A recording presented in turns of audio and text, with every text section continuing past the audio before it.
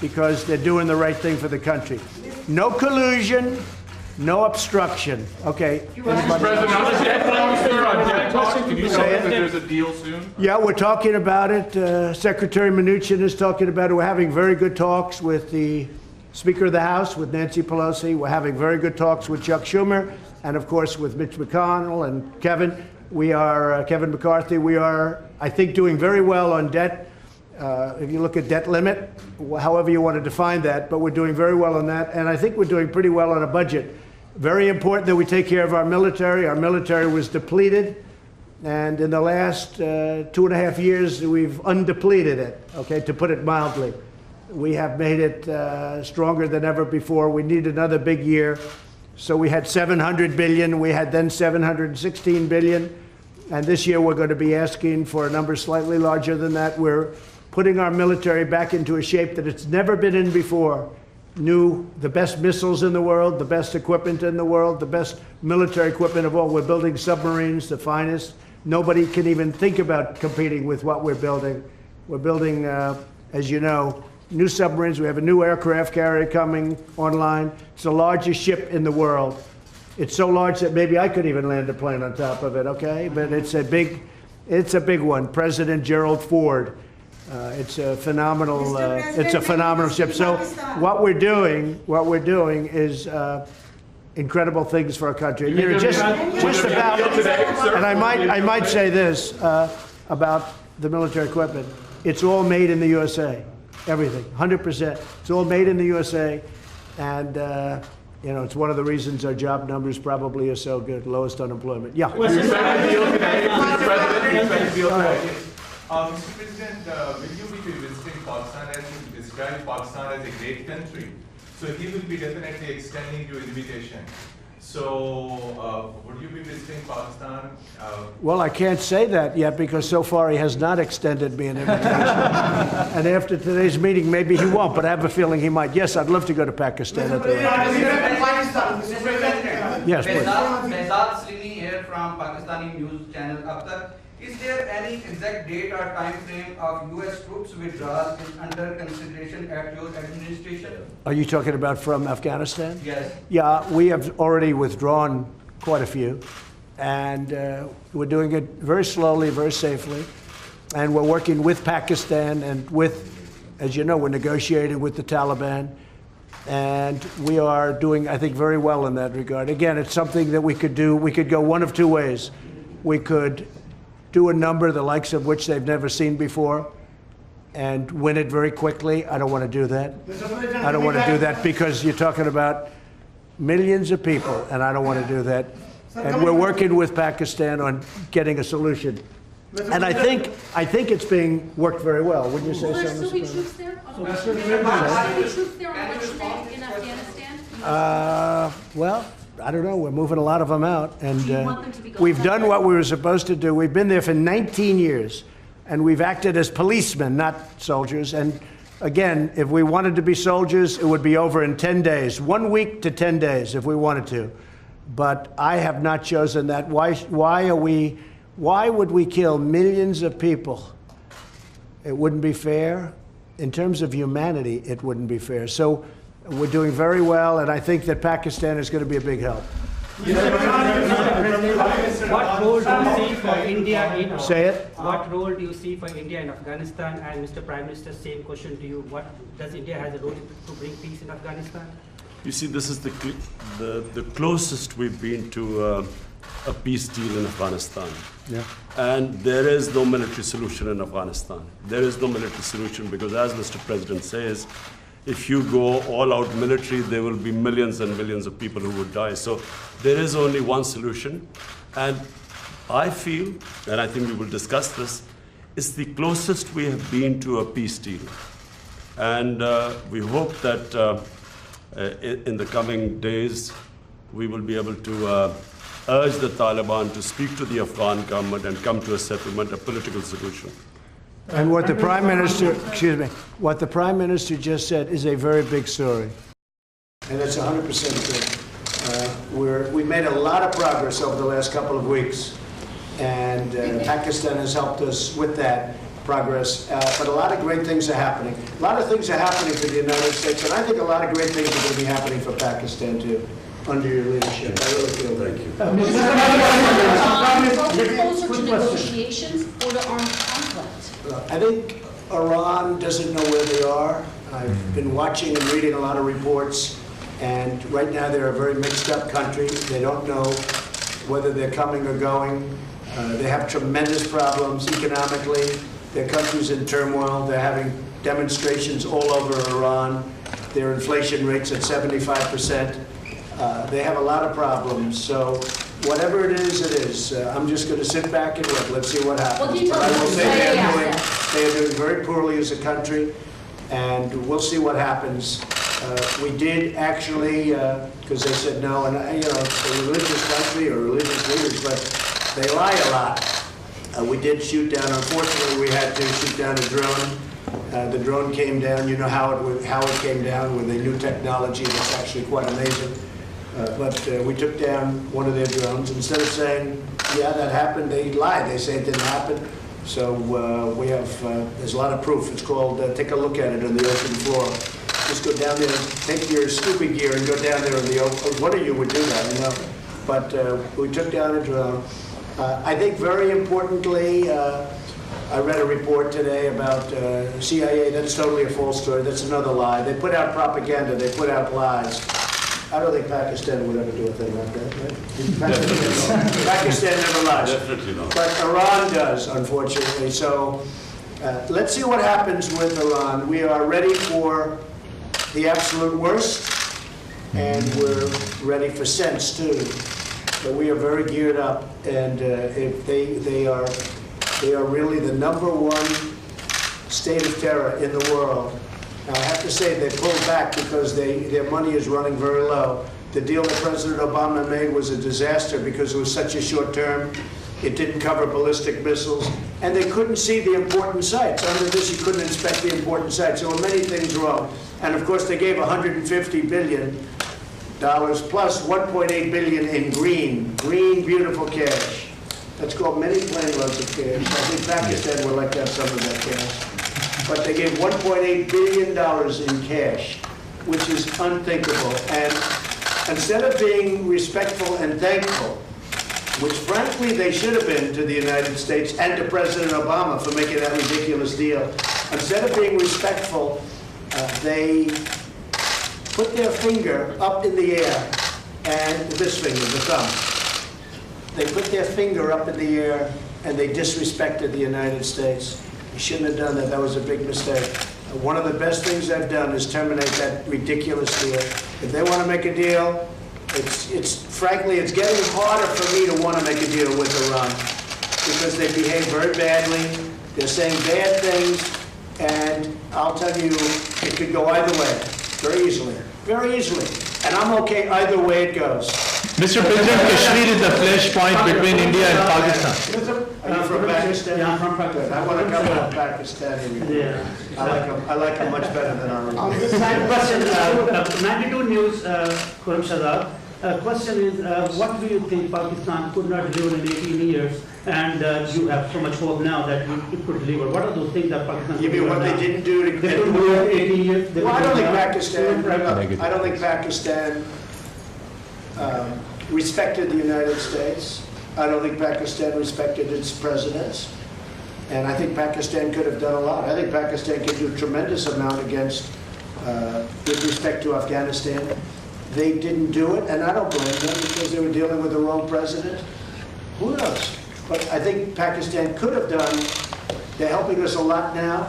I think they could have helped us a lot in the past, but it doesn't matter. We have a new leader. He's going to be a great leader of Pakistan. And we have a new leader here, sort of new, 2.5 years now, getting to be 3 years. Can you believe it? You're going to find time flies. But no, I think Pakistan could have done a lot, but they chose not to. That's because they did not respect U.S. leadership.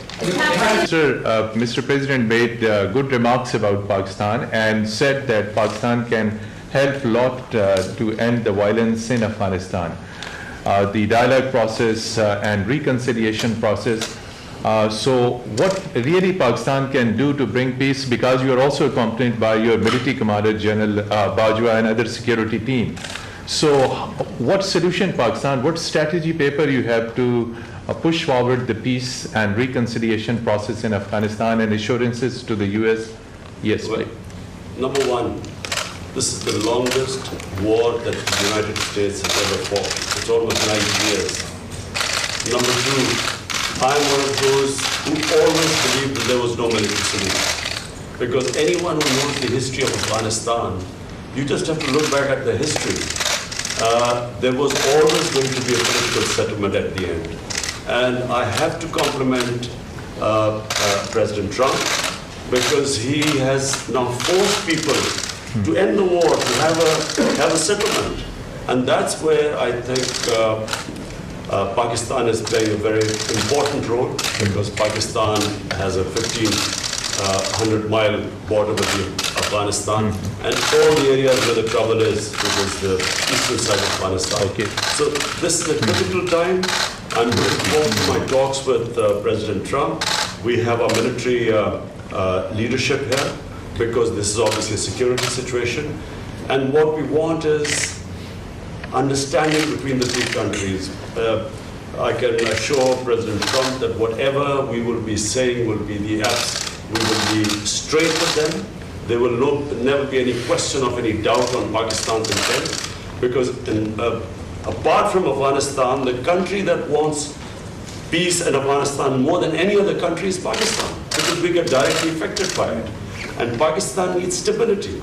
We have had 15 years of fighting this war on terror, over 70,000 Pakistani casualties. Lost lives. Over $150 billion lost to the economy. So we desperately want peace. And I'm happy that President Trump has pushed this forward.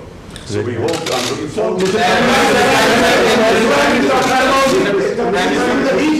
And apart from Afghanistan, there is another security threat in South Asia, and that is Kashmir dispute unresolved even by the United Nations and even by the US, who voted in support of that resolution in the UN. Now, are you going to make any kind of submission and intervention of President Trump? And the same question to Mr. President Trump, is he going to play any role in that? Okay.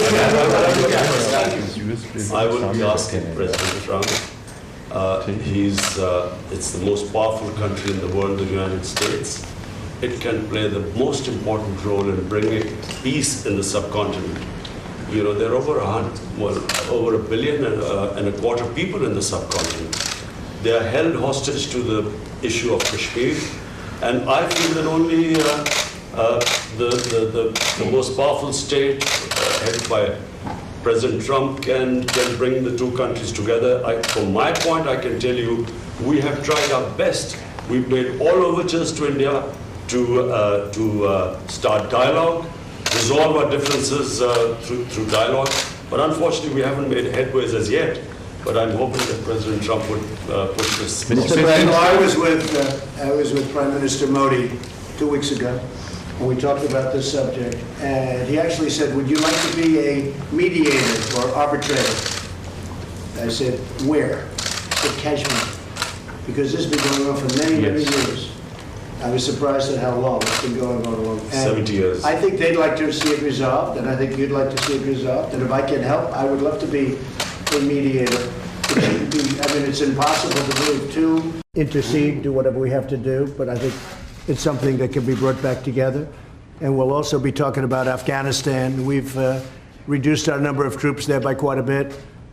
We are continuing to reduce troops in Afghanistan. We're working with Pakistan and others on getting an agreement signed, as you know. And we'll see what happens, but we will be talking about India and Afghanistan, very much so. The Washington Post is reporting today that Huawei had a relationship with North Korea to build their commercial. Reduced our number of troops there by quite a bit. We are continuing to reduce troops in Afghanistan. We're working with Pakistan and others on getting an agreement signed, as you know. And we'll see what happens, but we will be talking about India and Afghanistan, very much so. We're working with Pakistan and others on getting an agreement signed, as you know. and we'll see what happens. But we will be talking about India and Afghanistan, very much so. The Washington Post is reporting today that Huawei had a relationship with North Korea to build their commercial wireless network. Have you been briefed on that? Do you have concerns? I know all about it. I know all about Huawei. I know all about 5G, and we're working on it. And we have companies that are now getting very, very strong in that department. And we're going to have 5G. We're going to have the best 5G in the world, just like we have everything else. Our Silicon Valley cannot be competed with. There's nobody that can compete with Silicon Valley for the brain power or for what we do. And nobody was focused on 5G, but now they are. And we have great companies going into 5G, even if they don't want it to. A lot of them were very happy doing what they were doing, but now they're going at my request. They're going into 5G, so we don't need anything from anybody. Say it. North Korea. What? The Post is reporting about Huawei's relationship with North Korea. Well, we'll have to find out. Our relationship with North Korea has been very good. We've really established a good relationship with Kim Jong-un. I have personally. There's no rocket testing. There's no missile testing. We're getting our remains back. We got our hostages back. And we have a very, very good relationship, the two of us, and that's very important. There's been no nuclear testing. And what they're doing with 5G will be, we'll have to see. I'll find out. This is Jahan Ali from Airway News TV Pakistan. Say it again? Sir, this is Jahan Ali from Airway News TV Pakistan. Lindsey Graham, when he met Imran Khan, he says, you both are kind of same personalities. You are the president who fulfilled all your promises. You made I do. Campaign. And the same like Imran Khan, he's also fulfilling all his promises. So how do you see this meeting, like the same kind of person, straight to the point?